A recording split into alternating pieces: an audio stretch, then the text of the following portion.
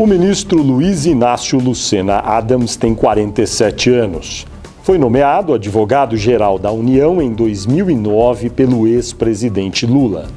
Ocupou a vaga deixada por José Dias Toffoli, que se tornou ministro do Supremo Tribunal Federal. Adams é formado em Ciências Jurídicas e Sociais pela Universidade Federal do Estado do Rio Grande do Sul. Especializou-se em Direito pela Universidade Federal de Santa Catarina. Funcionário de carreira, Luiz Inácio Adams é procurador da Fazenda Nacional desde 1993. Em 2006, tornou-se procurador-geral do órgão.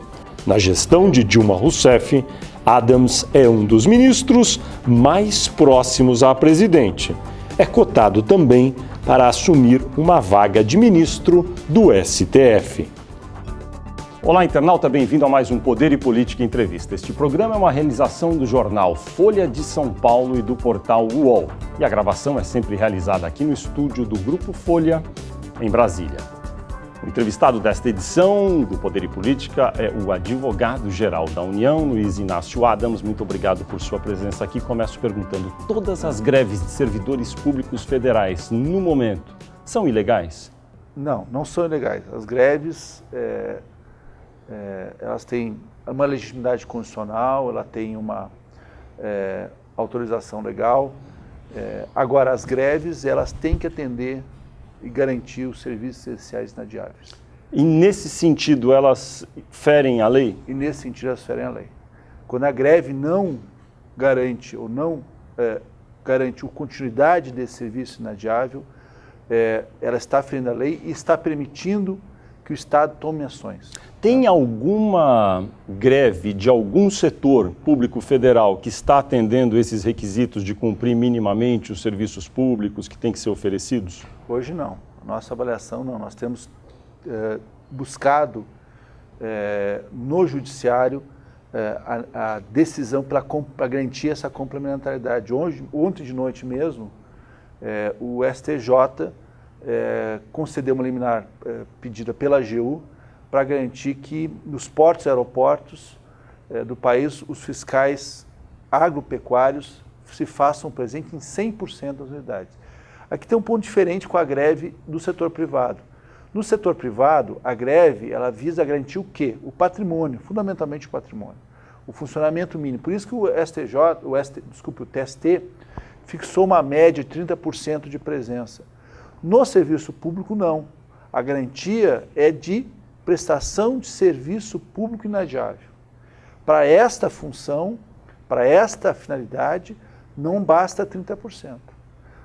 O STJ tem reiteradamente, desde 2010, determinado presença de 70%, 100%.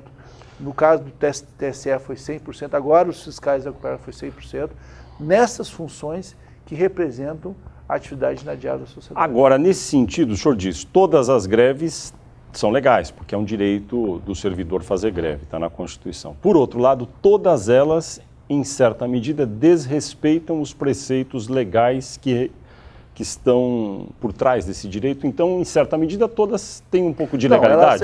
Não, sim, nesse sentido, sim. A legalidade, quando eu falo legalidade, eu estou dizendo que a greve, ela contém alguns requisitos para ela, como greve, como decisão de greve, ser considerada ilegal. Em geral, o judiciário não tem entendido essas ações de paralisação como ilegalidade. Agora, existem ações durante a greve que são ilegais. Ações da greve são legais. Então, essas ações, nós reagimos contra elas. Garantia de serviço inadiável, essencial e inadiável, garantia de presença e impedir que, por exemplo, que piquete impeça a presença do servidor. Nós tivemos um caso do TSE em que os servidores botaram um cadeado para impedir a abertura de portas. Isso é ilegal. Isso é legal. O direito do indivíduo de não se fazer presente, ele existe e a Constituição garante, porém, ele não pode traduzir em forçar fisicamente que outro indivíduo que quer se fazer presente não possa. Mas, ministro, o governo teria demorado um pouco demais para agir em relação a essas greves que se alastraram pelo país? Eu não digo que o governo não demorou. O que acontece é o seguinte, Fernando, a greve, ela está prevista na nossa Constituição como direito. Então, nós não podemos simplesmente chegar e reagir a elas de maneira, né, atribulada, atropelada, etc. Então, tem um processo de conversa, o governo entabulou em várias esferas negociações, entendimentos, conversas, procurando solucionar e desmobilizar a própria situação de greve, né?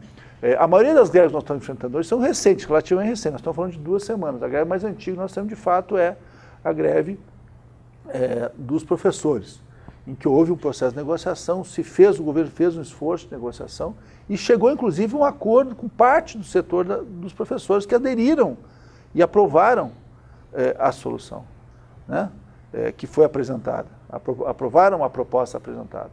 Agora, outros setores mais recentes já vinham um processo de negociação, inclusive para desmobilizar, de busca de entendimento para desmobilizar essa greve. Agora, acontece o seguinte, na medida em que as greves vão acontecendo e elas afetam a atividade essencial e inadiável do Estado, aí o governo reage. Reage como? Reage admitindo compartilhamento de atividades com os entes federativos, reage com as ações na justiça, reage procurando internamente, a partir dos seus procedimentos administrativos, minimizar os efeitos da greve para esse serviço, que, em última análise, é o serviço que o cidadão mais precisa.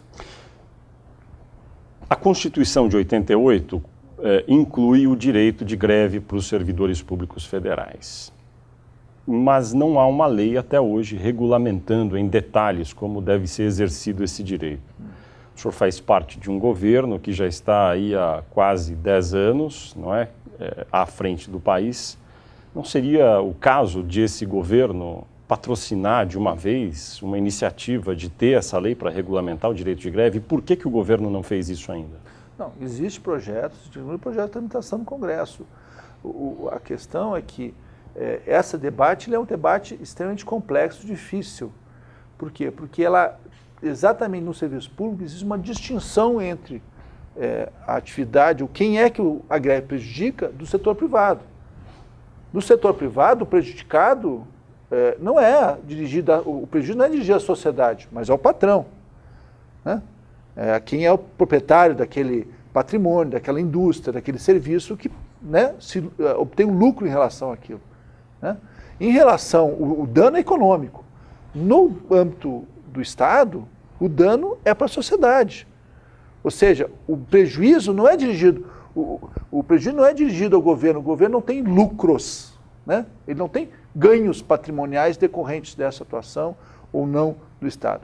O que o governo tem é uma responsabilidade com a sociedade e a greve se dirige, infelizmente, contra a sociedade. Então, o que acontece é que essa discussão se torna muito mais complexa, pela diferenciação que existe, politicamente complexa. Agora, o que é fundamental é o seguinte, nós não estamos numa situação de ausência normativa que aconteceu até o julgamento dos mandados de justiça pelo Supremo.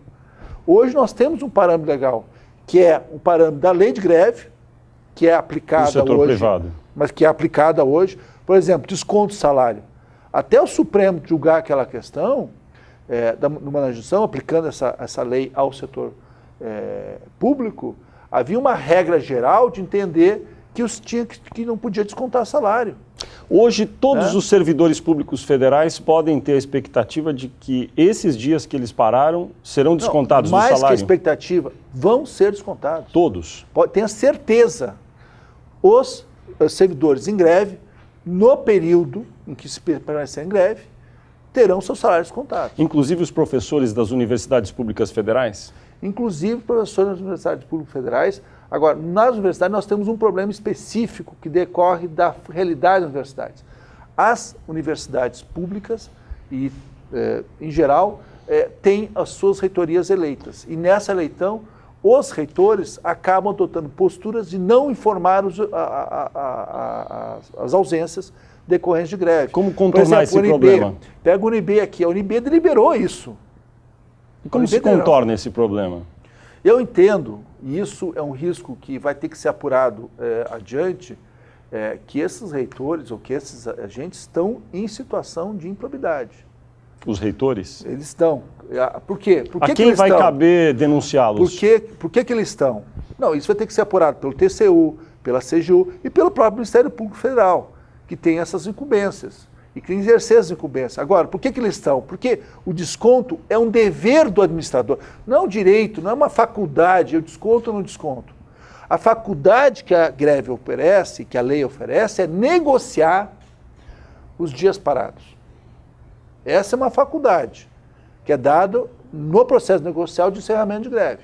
Agora, o pagamento de salário, na medida que está uma situação de greve, é um dever do administrador, é uma obrigação legal. Por quê? Porque a lei de greve diz claramente, a situação de greve implica na suspensão da relação de trabalho. Essa suspensão significa o quê? Que o servidor não está obrigado a prestar o serviço, mas também trabalhar, não recebe. Mas também o patrão não está obrigado a pagar. Isso é uma jurisprudência já pacífica do TST, já é uma jurisprudência pacífica no STJ, né? Tanto que nós temos reiteradamente, nessas eventuais liminares que acontecem para impedir desconto, nós temos conseguido barrar nos tribunais. Então vamos lá, quantas são as universidades federais? 53, é isso? Enfim, todas as universidades federais, os seus reitores estão correndo o risco de serem responsabilizados daquelas em que não há o desconto. Naquelas em que não há o desconto dos salários, aqueles agentes que colaboraram para evitar o desconto podem ser responsáveis. À frente, sobretudo o reitor, não é? E daí caberá, o senhor disse, ao Ministério Público, mas também a órgãos da administração de controle, como a CGU, investigar. Claro, porque isso é uma obrigação, é um dever legal. E do ponto de vista da aposentadoria? Os funcionários públicos, nós nos acostumamos no Brasil, todo ano tem algum tipo de greve. No final da carreira, esses meses, às vezes anos parados, se somados todos os períodos, contam para a aposentadoria ou não? O processo de contagem de aposentadoria estabelece pelo período de contribuição e tempo de atividade, né? A ausência justificada conta no período de aposentadoria. E a greve? Tá certo? Isso inclui a greve. Esse efeito, a greve não me parece que ele gere esse efeito de... Mas o senhor acha correto que seja assim? Porque aí nós temos todo ano fica 2, 3 meses de greve, às vezes. Daí chega no final da carreira, deu 3, 4 anos de greve. Não, perfeito. Pode acontecer situações. Eu acho que nós temos que calibrar o direito de greve, que é um direito. Nós não podemos também dizer que não existe um direito. Tá certo? Existe um direito. Com consequências jurídicas na vida profissional daquele agente. O direito de greve é uma ausência justificada, né? Que leva como consequência o não pagamento do salário, né? Mas, como ausência justificada, ela tem limites no que pode alcançar. Por exemplo, você não tem abandono de emprego. O servidor que se ausenta 30 dias do serviço injustificado, né? Ele não pode ser, ele é afastado do serviço público para abandono, ele perde o cargo. Tá certo? No caso da greve, não. Na greve ele não tem a situação de abandono de emprego. Então tem algumas efeitos... Mas ainda assim ele não trabalhou, não é?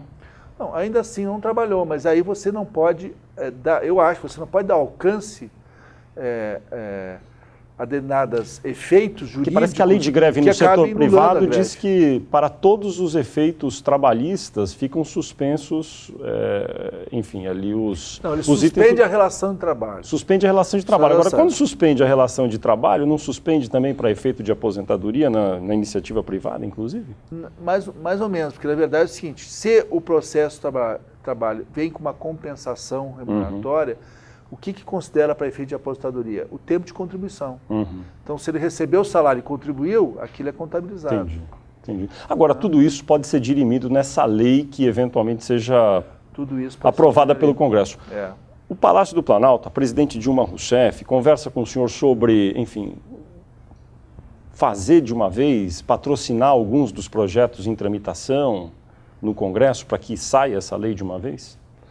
Olha, nesse momento o nosso foco, porque a lei é uma coisa que se resolve a médio prazo. Claro. Né? Então, assim, o foco do governo nesse instante é as situações de greve nesse momento. Então, todas as nossas conversas temos travado sobre isso, está focado nessas questões. Eu acho que essa discussão específica da lei greve, ela é indispensável, ela tem se mostrado cada vez mais necessária, mas é um debate que o Congresso também tem que amadurecer. Ele tem que criar um consenso sobre isso. Essa legislação poderia deixar claro que alguns setores, como Forças Armadas, polícias militares, civis, servidores do Serviço Público de Saúde, tivessem condições mais estritas para fazer greve ou nem fazer greve até de uma forma geral. Qual a sua opinião sobre isso, sobre esses setores mais essenciais? Eu acho que esses setores têm que ser mais restritos, sim. Eles podem fazer greve? Forças Armadas podem fazer greve? Força Armada não pode fazer greve. Polícia Militar e Civil? Polícia Militar e Civil são considerados servidores civis, estão abrangidos, em princípio, pelo exercício de direito de greve. Não tem sido considerada ilegal a greve nessas áreas. Agora, a lei de greve, ela pode e deve considerar, digamos assim, limitar ao extremo o exercício de direito de greve. Por exemplo, não tem sentido greve na Polícia Civil. Por quê? Porque a Polícia Civil é basicamente uma polícia judiciária. Então, como é que você vai fazer greve? Aconteceu um assassinato, você não vai investigar o crime? Claro, é um despautério. É um absurdo. Né? Agora, como Outra resolve coisa, isso? A Polícia Civil é uma polícia armada. Então, a arma é um limitador, porque ela ela obriga a maior responsabilidade. Agora, como resolve? Então ele não pode fazer greve, o policial civil? Ou pode? Eu entendo que a greve, ela se ocorrer, ela ocorre em setores muito limitados, setores administrativos, setores muito específicos. A greve generalizada, como é o parâmetro que todo mundo conhece, ela não pode acontecer na Polícia Civil, não. E nas militares nos estados? Não, com certeza não. Não pode? Não, com certeza não. E no caso dos serviços públicos de saúde? Como deveria ser a regra que fosse justa para garantir o direito de protesto, de greve, mas que também garantisse os serviços à população? Olha, eu entendo que não é aceitável greve em emergência do hospital. Não é aceitável greve em outros setores essenciais, né? Atividades, por exemplo, que envolvam proteção campanhas nacionais de vacinação, que envolvem proteção à sociedade. Não é aceitável o tipo de greve, né? Quer dizer, essas atividades, porque nós temos que distinguir... Não poderiam fazer 100% proibido de greve? Eu acho que tem que ter 100%. Como é que protestaria o funcionário público desse setor se ele não pode fazer greve? O setor público, esse é um ponto que eu acho interessante. O setor público tem pela situação de ser setor público, ele tem um acesso às decisões de Estado que, em geral, outros setores não têm, né? Tem estabilidade no emprego, por exemplo? Tem estabilidade, não é só isso, ele tem acesso. Por exemplo, os sindicatos, ele tem acesso, eu recebo, como ministro de Estado, eu recebo reiteradamente as representações sindicais das categorias da advocacia pública e dos setores de apoio da Advocacia Geral da União. Quer dizer, quantos setores da sociedade têm esse tipo de acesso, né?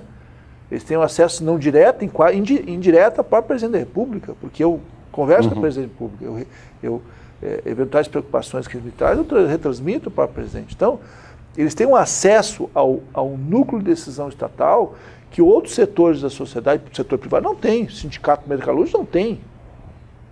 Não tem esse tipo de acesso, né? Com essa facilidade. Então, mas o que adianta o acesso se às vezes as reivindicações não são atendidas? Daí é o que vão dizer talvez os funcionários públicos. Como é que o senhor responderia a isso? O que acontece? O Estado, ele enquanto ente, ele se sustenta numa base de racionalidade. Então, as escolhas que o Estado faz são as mais plurais e complexas possível. Ela tem que entender, por exemplo, do ponto de vista orçamentário, o Estado não é um arrecadador para se é um arrecadador para serviços e ações estatais. Né? Eu vejo, olha, eu vejo uma coisa que, por exemplo, eu acho um verdadeiro absurdo, mas eu vejo reiteradamente esses argumentos, por exemplo, da administração tributária. Não, a administração tributária tem que ser bem atendida porque a administração tributária arrecada tanto, ela dá lucro. Isso é um argumento que não existe. A administração tributária não arrecada para si, arrecada para o Estado. Ou então eu vejo, o Poder Judiciário tem que ser atendido porque ele arrecada tanto em execuções fiscais. É outra, porque o Poder Judiciário não existe para arrecadar, o Poder Judiciário precisa para julgar. A arrecadação não é uma meta do Poder Judiciário, é uma decorrência da atuação, tem associado, mas não é uma meta do Poder Judiciário, não é um objetivo do Poder Judiciário. Então, o processo de arrecadação, ele é um processo que não pode ser apropriado para esses fins. O que o Estado tem que valorizar ele tem que criar parâmetros de remuneração fundados na meritocracia. E isso é um parâmetro de racionalidade que tem que presidir as relações. A relação que o servidor tem que ter com o Estado como todo, com o governo, é pautado nessa relação de racionalidade. Né? Que não é meramente uma relação de força, porque a greve é uma relação de força. Eu não tenho o que eu quero, então eu paro de trabalhar para forçar o meu patrão a atender o que eu quero. Né? É uma relação de força, né? Que permite, estando aí do outro lado, o patrão tomar medidas que sejam garantidas em lei. No caso do Estado, a relação é uma relação baseada em outros parâmetros, que o servidor ele se pauta pela lei, pela atuação estatal regulada em lei. Né?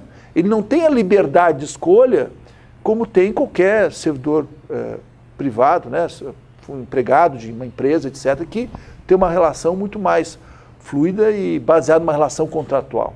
Né? É uma relação pautada na lei. E essa lei se pauta em uma racionalidade administrativa, uma meritocracia administrativa. Então, assim, o servidor público ele tem que apresentar maior nível de racionalidade nessa relação. O que a gente não vê nesses processos. Por quê? Porque se você for no setor privado, as greves do setor privado são de 3 dias, 1 dia. Greve de uma semana, quase mais, não existe setor privado mais. Né? No setor público, é greve de meses.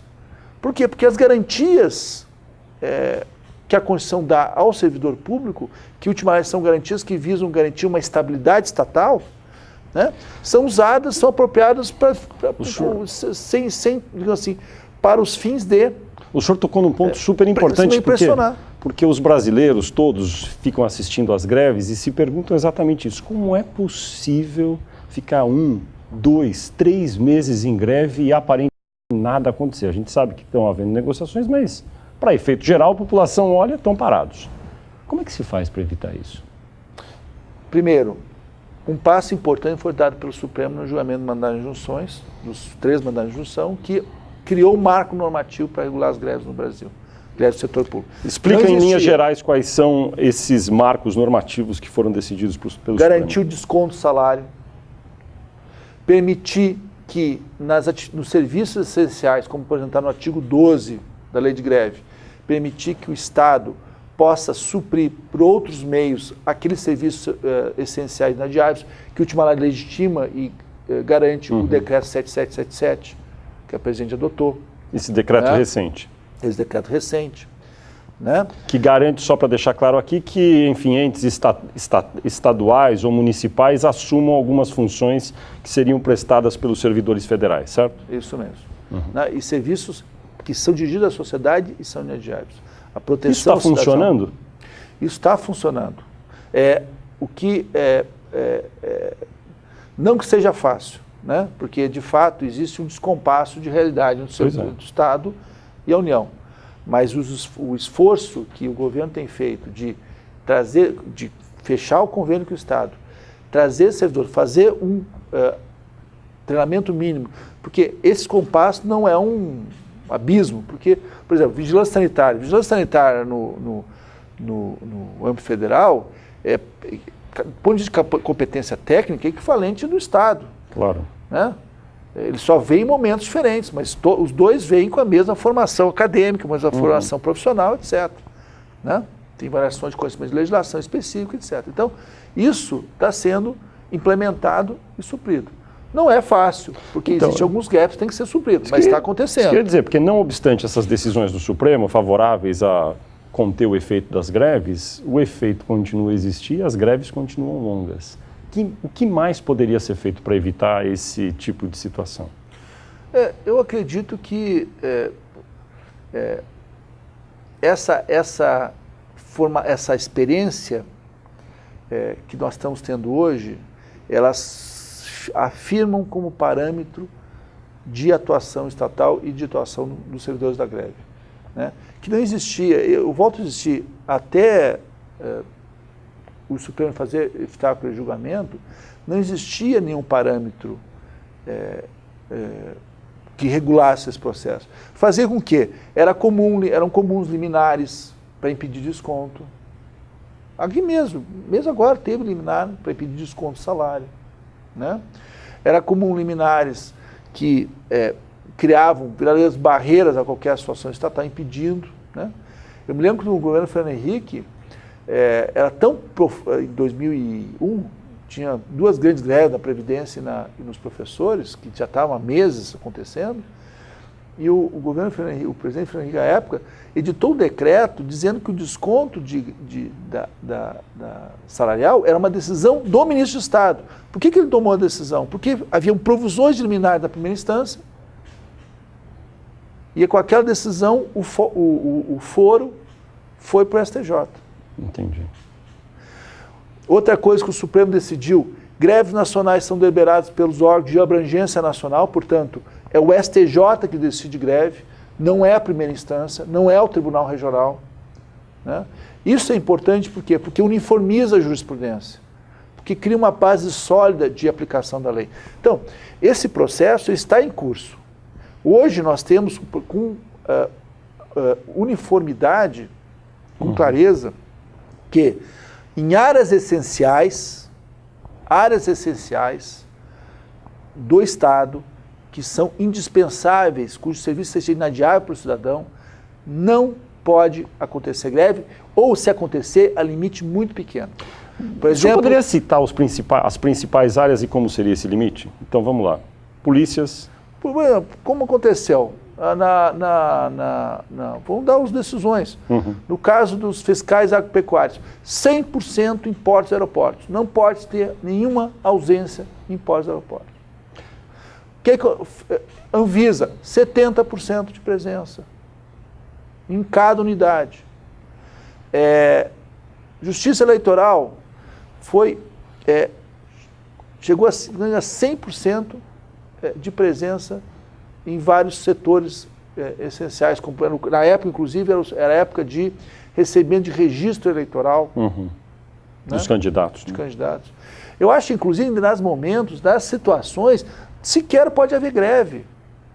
Eu disse no passado uma vez, e repito, eu acho que existem funções de Estado, situações que a sociedade está envolvida, em que um direito individual tem que ser subordinado. Então, assim, por exemplo, eleição.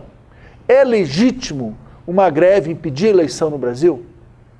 É legítimo uma greve paralisar o processo eleitoral e tornar impossível a escolha de prefeitos, de presidente da República?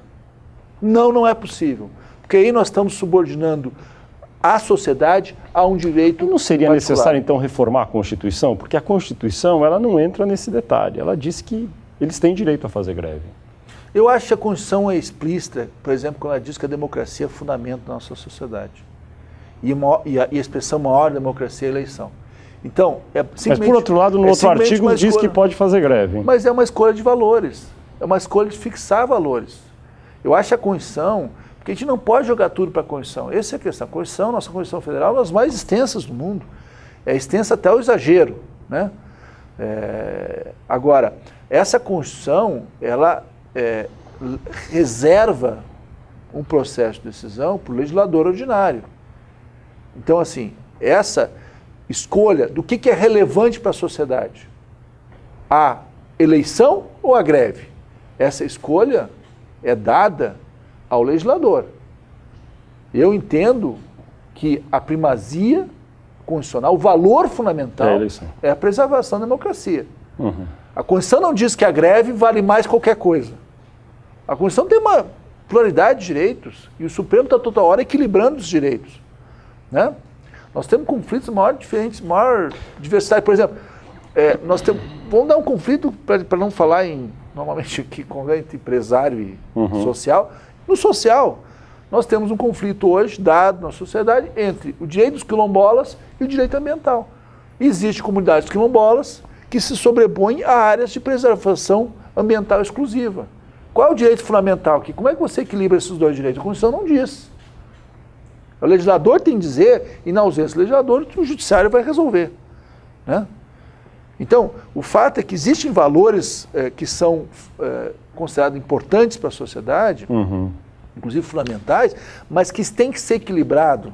E esse equilíbrio implica, sim, em impor limitações, seja no exercício do direito, seja em momentos em que esse direito pode ser exercido, pode ser realizado. A esta altura dos movimentos todos aí, grandes, a presidente Dilma Rousseff tem requerido do senhor, da Advocacia Geral da União, neste momento, alguma ação extra além das que já foram feitas?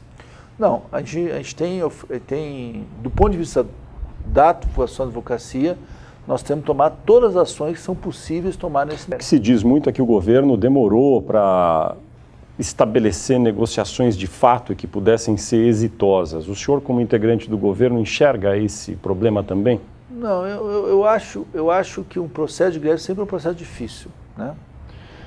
O que o governo fez foi, primeiro, respeitando também o direito que existe desses trabalhadores de negociar, de buscar entendendo, buscar e apresentar a realidade, apresentar a sua realidade, a sua disponibilidade, né? E o governo diz que nós temos a necessidade de garantir que o Brasil mantenha um padrão de crescimento, garanta empregos para toda a sociedade, principalmente em face de uma crise internacional que se agrava, digamos assim, em parâmetros ainda não certos, né, não claros, né? É uma crise que afeta o Brasil, tem afetado o Brasil, não nas dimensões, né, que afeta os países. O Brasil tem sido largamente preservado em larga dessa crise de dimensões. Nós não sentimos ela como acontece. Nós temos uma taxa de desemprego muito pequena, nós temos desemprego de 20% de países centrais, né? Mas, ao mesmo tempo, o Brasil tem que estar preparado para isso, né? Outra coisa, essa realidade tem repercutido na arrecadação orçamentária, na arrecadação fiscal, né? Nós temos visto isso, né? Falado isso. Então, não há uma realidade de existir uma margem ampla de recomposição, como se pretende os sindicatos. Os sindicatos vêm com pleitos absolutamente irreais. Pensar em alocar 100 bilhões de reais hoje para o funcionalismo é irreal. Queria fazer um sobrevoo rápido por uns 2 ou 3 assuntos aqui antes que a gente termine. O senhor convive agora com a presidente da República, Dilma Rousseff, conviveu com o ex-presidente Lula também. Alguma diferença que o senhor poderia apontar no estilo dos dois presidentes, Lula e Dilma? Eu acho os dois nas suas qualidades exercem uma enorme liderança, né? O presidente Lula, eu acho que é uma figura impactante no nosso cenário, da nossa história, porque o presidente Lula ele vem numa trajetória política muito intensa, né?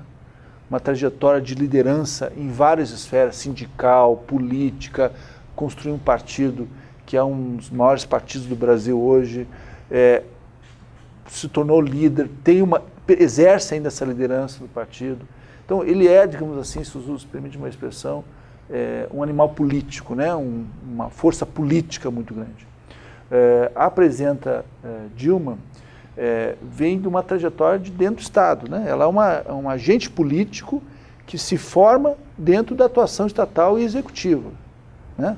E como um ator político forte, ela traz uma preocupação muito grande, muito efetiva, com a melhor estruturação, com aprofundamento de ações estatais, com qualidade estatal, né? Então, assim, eles são atores que atuam e que se formaram em carteiras diferentes, mas são lideranças políticas muito fortes. E eu, em relação aos dois, tenho, evidentemente, não só o maior respeito, porque né, trabalhei com os dois, tive a oportunidade de trabalhar, e estou tendo a oportunidade de trabalhar com os dois, muito conhecê-los e acompanhá-los muito proximamente, e ver o quanto eles têm se dedicado, os dois se dedicaram fortemente a mudar a realidade desse Brasil. Né? Qual a frequência do seu contato com a presidente Dilma no momento, no sistema de trabalho, a rotina? É semanal. A presidente, para assuntos diversos, eu tenho sido mandado, mais em reuniões não individuais, coletivas com outros ministros, mas tem... A Advocacia Geral da União teve o ministro Gilmar Mendes, que está no Supremo hoje, tem o ministro Dias Toffoli, que está no Supremo hoje, foi a AGU também. O senhor acha que o senhor é como vem sendo dito, dos candidatos possíveis a ser indicado, nomeado para o Supremo Tribunal Federal? Olha, eu acho a posição é que é candidata, não a pessoa, né? Porque o advogado-geral sempre é uma figura que tem uma importância dentro do governo, né? Seja ele quem for, né? Quando eu era ministro Álvaro, eu me lembro que se falava, não com tanta intensidade, mas falava também de ele poder ser indicado para o Supremo. Acontece que na tradição do Supremo Federal, o próprio Supremo Federal vai perceber que o fato de você ter atuado dentro do governo te coloca naturalmente numa posição possível de ser cogitado para essa função, né? Vamos ver as figuras que foram nomeadas, grandes figuras: Jobim, o ministro Celso de Mello, o Gilmar, o Toffoli, né? Entre outros, né? Todos eles são figuras que tiveram atuação estatal e pela atuação estatal se alcançaram essa posição. Então eu digo assim, o cargo faz com que você seja cogitado. Não quer dizer que você seja cogitado, você indivíduo, né? Então, não sei como é que... Ao senhor agrada a ideia, evidentemente. Eu não sei, é complexo, porque eu vou dizer o seguinte, é uma outra realidade, né? Eu sou um advogado, eu me criei como advogado, né? Eu gosto dessa... Eu me lembro, só para contar um comentário que o ministro Gilmar fez uma vez para mim, quando ele se assumiu o Supremo, eu estava na AGU, eu liguei, na verdade ele me ligou para perguntar uma coisa e eu perguntei para ele, como é que está aí, ministro, está bem o Supremo? Não, aqui é mais tranquilo, mas eu sinto falta da adrenalina. Então, porque a atividade de advocacia é uma atividade sempre desafiante. Ela te coloca questões que são extremamente difíceis de ser resolvidas, né? E que exigem de você uma qualidade e uma disposição de assumir decisões que são muitas vezes decisivas para o Estado, né? E no caso, se for uma advocacia privada, para o seu cliente. Então, essa realidade é muito gratificante para quem está nela, né? Então, eu gosto de ser advogado-geral da União. Eu tenho um prazer enorme de ser advogado-geral, mas tenho um prazer enorme de ser advogado público, que eu atuo como advogado carreira em torno de quase 20 anos, e essa atuação eu tive em todas as suas fases, um estado muito... A presidente Dilma chegou a comentar sobre esse assunto com o senhor já alguma vez? Não. Ela trata esses assuntos quando tiver disponibilidade, né? Não tratou, não. Nós estamos assistindo o Brasil todo um julgamento muito rumoroso no Supremo Tribunal Federal, a chamada Ação Penal 470, também conhecida como mensalão. Ninguém sabe qual vai ser o veredito disso, mas há a hipótese de que alguns sejam condenados. No caso de serem condenados, a acusação de que dinheiro público foi envolvido, enfim, nos crimes que são imputados aos réus. Se dinheiro público foi envolvido, se assim for decidido pelo Supremo, houver condenação, aí o governo, a AGU, tem que entrar com ações para recuperar esse dinheiro público? É muito C, né? C. É verdade. Eu acho que quando houver decisão é que vão ter avaliar. Evidentemente, se a decisão indicar ou afirmar o desvio, esse desvio vai ser corrigido. Agora tem que se ver de fato o que vai ser decidido. Uhum. Assim, quando o senhor diz que o desvio vai ser corrigido... Vai ser, exato, vai ser atrás os réus, da recuperação do ativo. Os condenados é que vão ter que pagar pelo desvio. Vão ter que ressarcir, exato. Quem for responsabilizado pelo desvio tem que devolver. Agora, como eu disse, isso daí vai ter que ser... Vamos esperar ver o que Mas nesse caso, a iniciativa dentro do governo, administrativamente, caberia a AGU daí nesse caso? Depende de cada caso. Nesse caso, sendo uma ação penal, o ressarcimento pode ser obtido dentro da própria ação penal pelo Ministério Público, no princípio, mas não necessariamente, né? Uhum. Daí caberia, no caso, ao governo aguardar que o Ministério Público perseguisse, então, a recuperação desse eventual desvio, se for esse o caso. Agora, como eu disse, é muito C, né? Uhum. Tem que esperar o processo concluir para, de fato, ter uma decisão. Não gosto muito de especular coisas que ainda vão ser decididas. Muito bem. Ministro Luiz Inácio Adams, muito obrigado por sua entrevista à Folha de São Paulo e ao UOL. Obrigado, foi um prazer. Muito bem.